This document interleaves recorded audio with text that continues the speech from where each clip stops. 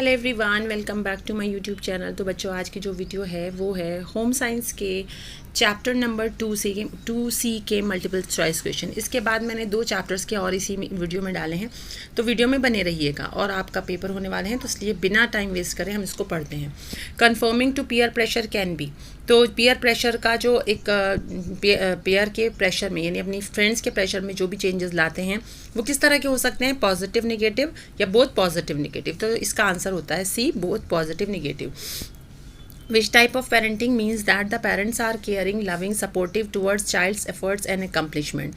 तो किस तरह के पेरेंटिंग जो है वो ऐसी मानी जाती है कि जिसमें पेरेंट्स जो हैं लविंग, केयरिंग और सपोर्टिव होते हैं, तो वो होती है, आंसर इसका है firm and affectionate। फिर है period of adolescence is generally called a period of storm of stress due to various changes in there। तो इसका आंसर है all the domains, यानी कि जितने भी फिजिकल, कॉग्निटिव, इमोशनल, सोशल जितने भी डोमेन्स हैं वो सब इसमें होते हैं।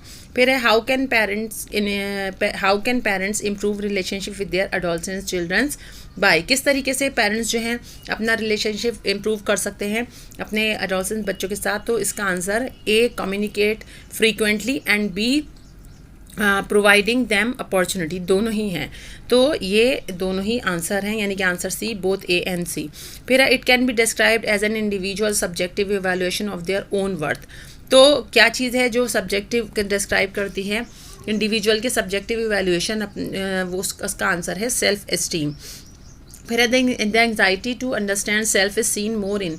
सबसे ज़्यादा अपने आप को समझने की जो एंग्जाइटी है वो किसके अंतर्गत आती है, तो वो आती है एडोलसेंस स्टेज में। फिर है मिनाक usually is considered the point of dash in girls. तो इसका आंसर है सेक्सुअल मैच्योरिटी।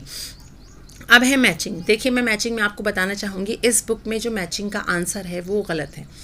तो आप ध्यान से सुन के इसको मार्क कीजिए, क्योंकि यहाँ पे ऑप्शंस भी गलत दे रखे हैं, यानी कि आप ऑप्शंस में फाइंड आउट करने की कोशिश करोगे तो वो भी गलत दिए हुए हैं। यहाँ ए, बी, सी, डी में कोई आंसर ऐसा बैठ ही नहीं रहा है। तो जहाँ तक मैंने देखा है तो उसमें जो है, देखिए मैं कब बता देती हूँ। फर्स्ट है आइडेंटिटी। तो आइडेंटिटी का जो आंसर है, ए का आंसर होगा 3, ठीक है। फिर पीरियड ऑफ एडोलसेंस। तो ये आपने पिछले बहुत लेसन में पढ़ा है कि पीरियड ऑफ एडोलसेंस जो है पीरियड ऑफ स्ट्रोम भी कहलाता है। तो सेकंड का यानी बी का आंसर होगा 4, ठीक है। अब उसके बाद है इमोशनल चेंजेस। इमोशनल चेंजेस जो है उसका आंसर है 1, हैप्पीनेस एंड मोटिवेशन। और फिर कॉग्निटिव चेंजेस का आंसर होता है आइडियलिस्टिक एंड रेबेलियस बिहेवियर। तो इसमें ये देखिएगा कि पहले का ए का जैसे है सी, ए का है 3rd, ठीक है। यहाँ पे आप देख लीजिएगा ए का 3rd कहाँ पे है। उसके बाद है बी का है 4th, और सी का 1, और डी का है 2, ठीक है। 4th, 3rd ऐसे करके ए 3rd और बी 4th। उसके बाद सी जो है सी है 1, और ये है डी जो है वो है 2nd। तो इस तरीके से है। तो ये मैंने देख लिया है। अब आंसर आपको देखना है कि इसमें क्या है। जैसे कि ए का 3rd यहाँ देख लेते हैं कहाँ पे दिया है ए का 3rd। देखिए आंसर में ए का 3rd डी में दिया है, ठीक है। अब देखते हैं पीरियड ऑफ एडोलसेंस जो है बी का आंसर जो है वो 4 है। तो यहाँ बी का आंसर यहाँ 4 दिया ही नहीं है, यहाँ पे 1 दिया है जबकि 4 है। फिर सी का जो आंसर है इमोशनल चेंजेस का वो 1 है, तो यहाँ पे 4 दे रखा है। और फिर उसके बाद कॉग्निटिव चेंजेस जिसका आंसर है 2nd, तो यहाँ पे जो है वो 2nd दे रखा है। तो एक तरीके से जो बुक में आंसर है वो डी बताया हुआ है, लेकिन चेंज यहाँ पे आया है कि बी का आंसर 4 है और सी का आंसर 1 है। तो आप ये बात ध्यान कर लीजिएगा। कभी कभी ऐसा होता है बुक के जो आंसर्स होते हैं वो जो लिखे होते हैं वो सही नहीं होते हैं, तो अपनी समझ से उसको करने की ज़रूरत होती है। चलिए, जिसने भी इस वीडियो को देखा होगा उसको इस चीज़ का फ़ायदा हो जाएगा, ठीक है। देन अब आते हैं क्वेश्चन नंबर 9 में। Read the following statement, assertion and reason. देखिए असर्शन क्या है, adolescence is considered as a period of storm and stress. ये तो आपको बात रट गई होगी, तो ये तो बिल्कुल सही बात है। फिर आर है, stress during adolescence is mainly due to physical, emotional, social changes. और स्ट्रेस जो है एडोलसेंस पीरियड में जो है वो इन सब चेंजेस की वजह से होता है। तो देखिए बात है दोनों ही ठीक हैं और ये भी ठीक है कि ये जो आर है वो बी का करेक्ट एक्सप्लेनेशन है। फिर नेक्स्ट है देखिए फिल इन द ब्लैंक्स है for most of the girls pubescence ranges from dash years of age and for boys this range from dash year। तो इसका जो आंसर है तो गर्ल्स का जो आ जाएगा 11 ईयर्स एंड द जो बॉयज़ हैं उनका आंसर आ जाएगा 13 ईयर्स। फिर film and affectionate parenting styles help in develop तो जो सॉरी मैं गलत बोल गई, तो जो यहाँ पे जो गर्ल्स का टाइम पीरियड है वो 11 से 13 ईयर्स है और यहाँ पे उसका जो बॉयज़ का टाइम पीरियड है वो 13 से 15 ईयर्स है। उसके बाद है film on affectionate parenting style help in develop.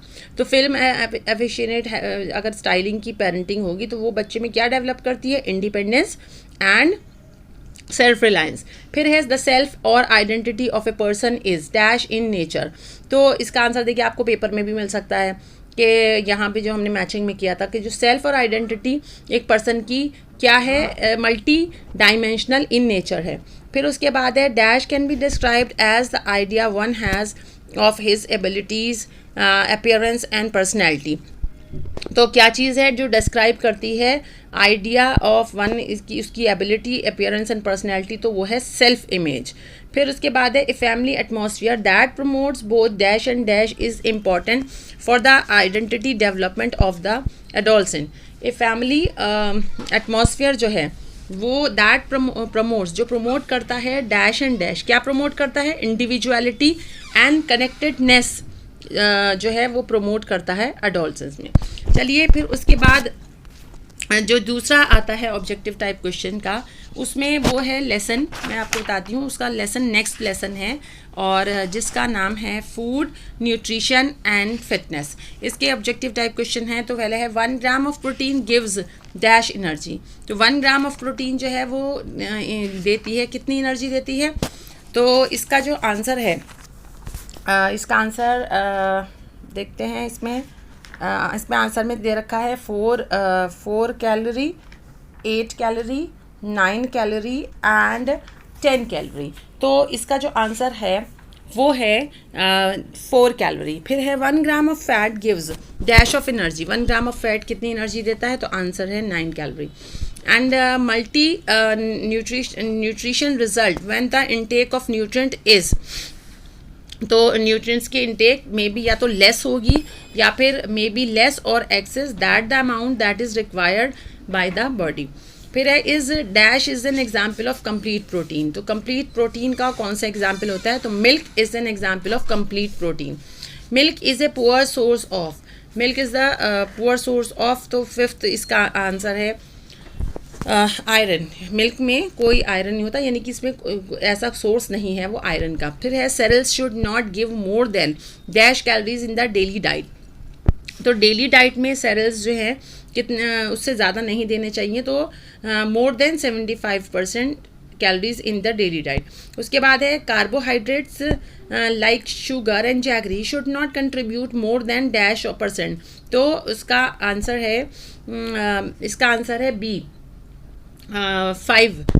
तो 5% ऑफ एनर्जी, ठीक है। और उसके बाद है fat should contribute around, fat कितनी कंट्रीब्यूट करनी चाहिए, around 15% of the total energy. फिर है binge eating and purging are characteristic feature of. जो बिंज ईटिंग और पर्जिंग होती है, जिसमें क्या होता है, बिंज ईटिंग में ऐसा होता है ओवर ईटिंग कर लेते हैं और फिर उसको ओवर ईटिंग को ख़त्म करने के लिए पर्जिंग में जो खुद से वोमिटिंग कराते हैं तो वो पर्जिंग में आता है। ये कैरेक्टरिस्टिक फीचर किसके हैं, तो ये कैरेक्टरिस्टिक फीचर हैं बुलिमिया के। फिर है perhaps a person's best defence against eating disorder is to. तो किसका जो बेस्ट डिफेंस होगा ईटिंग और डिसऑर्डर का, तो वो क्या होगा, तो है learn to appreciate one's uniqueness. तो उसके बाद है मैच द फॉलोइंग। तो मैक्रोन्यूट्रिएंट्स, तो इसके आंसर में 11 का सी देखते हैं। जैसे ए का 4 है मैक्रो, ए का 4 है मैक्रोन्यूट्रिएंट्स, कार्बोहाइड्रेट एंड प्रोटीन।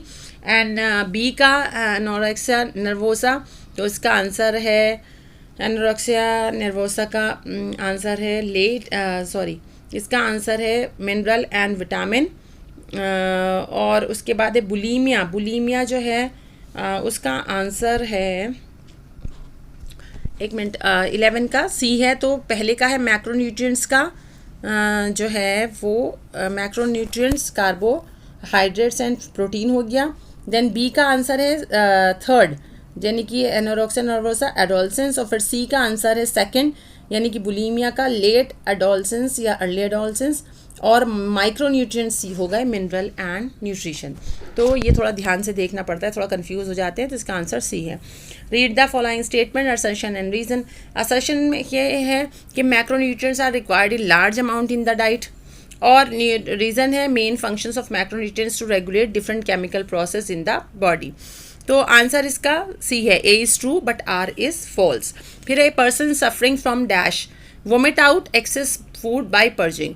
तो ये जो अभी हमने पढ़ा, जिसमें कि एक नकली सी उल्टी कराते हैं ताकि हमने जो खाया है वो निकल जाए खुद से और हम पेट में जाके मोटा ना करे, तो ये सब पर्जिंग में होता है। तो ये जो इंसान इस तरह की बीमारी में बीमारी है वो बीमारी को क्या कहते हैं, बुलीमिया। फिर है food sharing common characteristics which are group together are called. तो जो जिस फूड में कॉमन कैरेक्टरिस्टिक्स होती हैं वो कौन से कहलाते हैं, फूड ग्रुप्स कहलाते हैं। फिर है in pulses and legumes food group dash found in abundance. तो इन पल्सेज एंड लेग्यूम्स में फूड ग्रुप, इस फूड ग्रुप में dash is found in abundance, protein बहुत ज़्यादा मात्रा में होता है। फिर नेक्स्ट चैप्टर आता है, जो ये नेक्स्ट चैप्टर है ये आता है अगला चैप्टर, चलिए मैं बताती हूँ, रिसोर्सेज का। ठीक है, रिसोर्सेज का ये चैप्टर है, और इस चैप्टर के जो एक्सरसाइज है अब ये है, which of the following is not a step of management process. इसमें से कौन सा मैनेजमेंट प्रोसेस का स्टेप नहीं है। देखिए आपने स्टेप पढ़े थे, कल ही मैंने वीडियो डाली थी, जिसमें कि प्लानिंग है, इम्प्लीमेंटेशन होता है, ऑर्गेनाइजिंग होता है, ठीक है, और इवैल्यूएशन होता है। यहाँ पे ऑर्गेनाइजिंग भी दिया हुआ है, प्लानिंग भी दिया हुआ है, इम्प्लीमेंटेशन भी दिया हुआ है, और रिकॉग्निशन ऑफ द प्रॉब्लम, इसकी कोई स्टेप नहीं होता है। ठीक है, तो इसका आंसर है डी।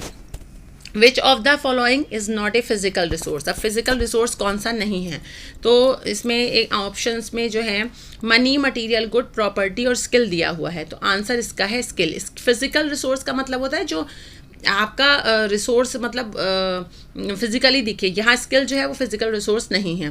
फिर एक dash can not be developed through training and self development. क्या चीज़ है जो कि ट्रेनिंग और सेल्फ डेवलपमेंट से नहीं हासिल की जा सकती, डेवलप की जा सकती, तो उसका आंसर है टाइम। फिर है capability to perform a job efficiency is known as. जो अगर किसी के अंदर वो कैपेबिलिटी है जॉब एफिशिएंसी की, तो उसको क्या बोलते हैं, उसको बोलते हैं एप्टीट्यूड। उसके बाद आता है which resource can be regained if lost. कौन सा ऐसा रिसोर्स है जो कि एक बार चला गया तो फिर उसको हम कैन नॉट बी रीगेन, हम उसको वापस नहीं ला सकते, वो समय है, एक बार गया तो हाथ नहीं आता है। फिर है Radha use to go school in her school bus, if one day that school bus not come to pick her, then she substitute that bus with her personal car and go school in her car. This situation tell us about which characteristics of resource. तो इसका answer है interchangeability. मैंने ये कल आपको यही वाले example से, यही वाले पोर्शन इंटरचेंजेबल रिसोर्स के बारे में बताया था कि अगर बस छूट जाती है तो उसकी जगह पे आप, अगर आपकी स्कूल बस छूट गई, आप पर्सनल कोई कार में या किसी और रिसोर्स से आप अपने स्कूल चले जाओगे। तो लेकिन इसका क्या मतलब है, रिसोर्स का इंटरचेंजेबिलिटी हो गई है, तो इसका आंसर है डी। फिर use of our resource is an effective manner we call it. हम अपने रिसोर्सेज को एक इफेक्टिव मैनर में अगर यूज़ कर रहे हैं तो उसको क्या बोलते हैं, तो उसको बोलते हैं management process. By identifying the problem we choose our resource, this process we call. जहाँ पे हम अपनी जो हमारी जो प्रॉब्लम है उसको हम आइडेंटिफाई कर लेते हैं जब हम प्लानिंग का या मैनेजमेंट कर रहे हैं अपने रिसोर्सेज के, तो इस प्रोसेस को क्या बोलते हैं, तो इस प्रोसेस को बोलते हैं प्लानिंग। फिर उसके बाद आता है which of the following is not the step at the management process. कौन सा स्टेप है जो मैनेजमेंट प्रोसेस का नहीं है, तो वो है ह्यूमन रिसोर्स। फिर नेक्स्ट है the resources available for personal use of any person which we call these resource. जो पर्सनल यूज़ के लिए कोई रिसोर्स होता है उसका वो कौन सा होता है, वो होता है इंडिविजुअल रिसोर्स। उसके बाद है 11 का जो आंसर है वो है डी, जिसमें क्या आता है कि thinking of activities to achieve a desired goal. तो इसमें दिया है सेकेंड वन, यानी कि प्लानिंग में होता है ये। फिर arranging resources and dividing activities, जिसका आंसर है थर्ड, यानी ऑर्गेनाइजिंग में होता है। पुटिंग डिसीजन इनटू एक्शन, यानी कि implementing and judgement of a plan on the basis of success और फेलियर, तो ये है इवेल्युएशन। तो इसलिए इसका आंसर है डी, जिसमें ये मैच हो रहा है। फिर है read the following statement, assertion and reason. तो असर्शन है कि knowledge motivation skills are types of human resources, and reason इसका है because these are capacities and characteristics of an individual and can be developed through proper training and self development. तो इसका जो answer है वो है ए, यानी both A and R true and R is the correct explanation.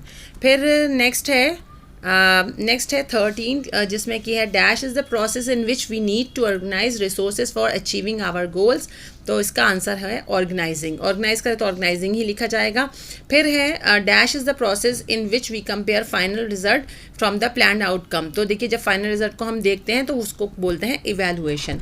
फिर next जो topic है वो चैप्टर है फैब्रिक अराउंड अस का। फिर फैब्रिक अराउंड अस में है जैसे कि dash is the basic building blocks of fabric. तो बेसिक बिल्डिंग ब्लॉक फैब्रिक का क्या है, फाइबर है आंसर इसका। देन है the properties of dash contribute to the properties of the final fabric. तो जो प्रॉपर्टीज़ हैं वो कंट्रीब्यूट करके फाइनल फैब्रिक से को करती हैं। तो इसका जो आंसर है वो है बी, फाइबर। फिर है which is the best fibre. तो बेस्ट फाइबर कौन सा होता है, cotton. And the final manufactured fibre the first manufactured fibre was, तो पहला मैन्युफैक्चर्ड फाइबर है nylon. And dash has harmful effect on wool. Wool पर हार्मफुल इफेक्ट क्या पड़ते हैं, तो इसका आंसर है एल्कली। उसके बाद है question number 6, which of the following is not a staple fibre. तो स्टेपल फाइबर कौन सा नहीं है, तो सिल्क है। The fibre is known as the queen of fibres. तो कौन सा फाइबर क्वीन ऑफ फाइबर कहलाता है, तो आंसर है सिल्क। उसके बाद है this fibre is known as artificial fibre. तो इसका आंसर है rayon. Which of the following is an elastomeric fibre. Elastomeric fibre कौन सा होता है, तो answer is spandex. And this fiber is widely used in medical, textile, surgical pads and operating drapers. तो ये सब कौन सा फाइबर होता है, ये फाइबर होता है रेयॉन। उसके बाद है which of the following is not used in stiffening of textile. Stiffening of textile में क्या नहीं यूज़ होता है, तो आंसर इज डी, अल्कली। उसके बाद है this finish provides anti shrinkage property of fabric. ये वाला फैब्रिक जो है एंटी श्रिंकेज प्रॉपर्टी फैब्रिक की वो करता है। तो इसका आंसर है सेनफोरिशिंग। उसके बाद है which is the technique of wax resist dyeing applied to whole cloth. तो इसका आंसर है बाटिक। बाटिक में वैक्स को अप्लाई किया जाता है, उसके बाद प्रिंट बनता है। फिर है मैच द फॉलोइंग। तो मैच द फॉलोइंग का जो सबसे पहले आंसर मैं बता देती हूँ, 14 का बी है। और इसमें बी में क्या है, देखिए बी में दिया है जैसे ए का 3 दिया है स्ट्रॉन्गेस्ट नेचुरल फाइबर। तो इसका आंसर दिया है ए का बी में आंसर दिया है 3, यानी सिल्क है। उसके बाद है fibre with the highest flexibility and resilience. तो फाइबर विद द हाईएस्ट, इसका आंसर है वूल।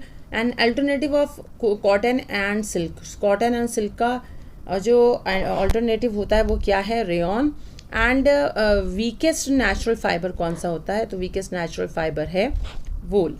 ठीक है, तो यहाँ पे उसके बाद है क्वेश्चन नंबर 15, जिसमें असर्शन एंड रीजन है। Rayon fibre is widely used in medical, textile, surgical pads and operating drapers. और इसमें रीज़न ये दिया है कि जो रेयॉन है वॉज फर्स्ट मैन्युफैक्चर्ड फाइबर। तो आंसर इसका ए इज़ ट्रू है बट आर इज़ फॉल्स है। उसके बाद dash R open mesh fabric with large geometric interaction between the years. तो इसका आंसर है नेट्स, यानी कि फैब्रिक में जो एक जियोमेट्री की तरीके से बुनावट होती है तो वो नेट में होती है, जो जाली होती है उसको बोल रहे हैं। उसके बाद after spinning and weaving process the fabric that is prepared looks messy, muddy, rough and lifeless. Also few fibers and knots are also can be seen, this type of cloth is called grey cloth, जिसमें कि क्या होता है, weaving और spinning का process जो होता है वो एक थोड़ा मैसी और मडी और रफ होता है। तो ऐसे कपड़े की जो कफ जो होता है उसको बोलते हैं ग्रे क्लोथ्स। तो बच्चों ये वीडियो यहीं ख़त्म होती है। इसमें काफ़ी टॉपिक कवर हो गए हैं। आई होप आपको समझ आ गया होगा, आपने सुन लिया होगा अच्छे से आंसर्स को। तो आई होप आपको याद रहे, आपके क्वेश्चन पेपर में आए और आप अच्छे से आंसर्स करके आओ। मेरी तरफ से ऑल द बेस्ट। और ये वीडियो यहीं ख़त्म करती हूँ और कोशिश ये करूँगी कि अभी 1-2 चैप्टर जो रह गए उनकी भी मैं वीडियो मल्टीपल चॉइस क्वेश्चन की डाल दूँ। तो तब तक के लिए आप वेट करिए और अपनी पढ़ाई करिए। Thank you.